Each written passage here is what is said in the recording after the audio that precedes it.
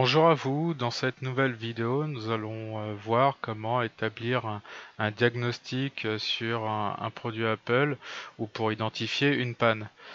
Alors pour ce qui est du diagnostic ou de la panne, je parle du matériel en lui-même.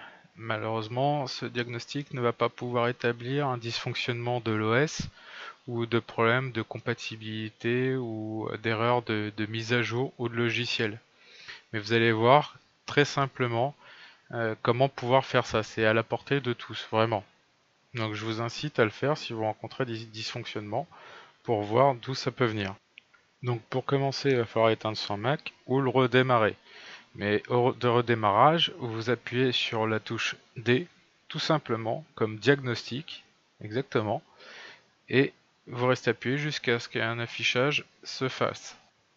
Je vous prie de m'excuser quand même pour la qualité de la vidéo qui va suivre. J'ai fait vraiment avec les moyens du bord. Donc pour le coup, une fois que vous avez fait ça, il va vous demander dans un premier temps de sélectionner le pays d'origine où vous êtes. Donc on va choisir français dans notre cas.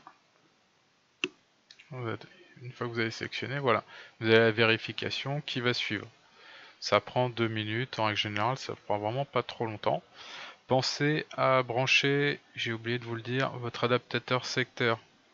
Vous pouvez retirer tous les périphériques qui ne sont pas Apple, mais l'adaptateur secteur, laissez-le, ce qui va aussi faire un diagnostic dessus, à savoir s'il est fonctionnel, s'il est en état de marche par exemple. Si vous ne le branchez pas, vous pourrez justement remarquer une panne due à l'alimentation qui n'est pas branchée. Donc c'est un très bon test si vous voulez voir la qualité de ce diagnostic. Donc après ça, vous allez avoir justement un message avec les problèmes rencontrés. S'il y a le moindre problème qui a été détecté sur votre Mac, il va s'afficher par ici. Vous allez avoir un code de référence qui va être affiché, qui vous sera à transmettre à un service Apple pour pouvoir vous donner la suite, à savoir comment réparer le problème, ou dans un atelier.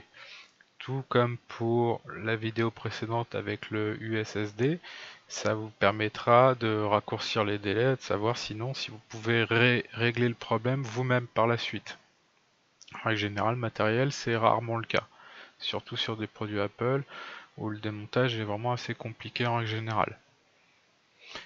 Une petite chose aussi que je n'ai pas précisé et que j'ai oublié, pour les utilisateurs de Mac, mais avec un OS antérieur à la 10.8.3, il vous faudra utiliser une clé USB ou un disque de logiciel qui est en règle générale fourni avec le Mac.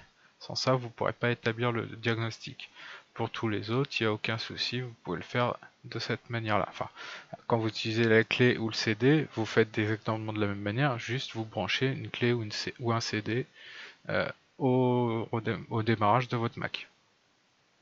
Voilà tout, c'est comme vous avez pu le remarquer, c'était vraiment très simple et très rapide. On en a déjà fini avec cette vidéo. Je vous remercie de m'avoir suivi, n'oubliez pas de vous abonner ou de liker la vidéo. Merci encore, passez une bonne journée à tous, au revoir.